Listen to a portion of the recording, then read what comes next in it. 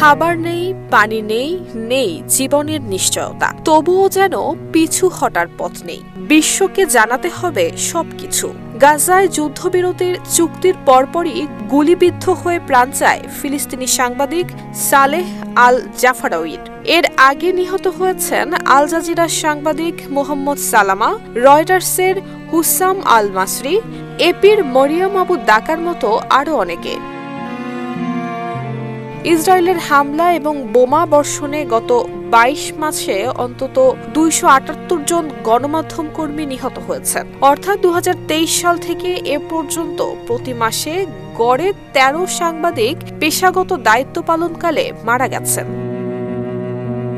গাজার আগে ২০০৩ সাল থেকে ২০১১ সাল পর্যন্ত ইরাকে সর্বোচ্চ ১৮৫ জন সাংবাদিক নিহত হয়েছিলেন। এর আগে ১৯৯১ থেকে ২০০১ পর্যন্ত যুগোস্লোভিয়ায় ১৪০ জন, আফগানিস্তানে ২০০১ থেকে ২০২১ সাল পর্যন্ত ৭৬ জন, ২০১১ থেকে এ পর্যন্ত সিরিয়ায় ১৪১ জন, ২০২২ থেকে এ পর্যন্ত ইউক্রেনে ২৯ জন সাংবাদিক মারা যান। দ্বিতীয় বিশ্বযুদ্ধ চলাকালেও এতজন সাংবাদিকের প্রাণহানির ঘটনা ঘটেনি। ১৯৩৯ থেকে ১৯৪৫ সাল পর্যন্ত বিশ্বযুদ্ধে ৬৯ জন সাংবাদিক প্রাণ হারিয়েছিলেন।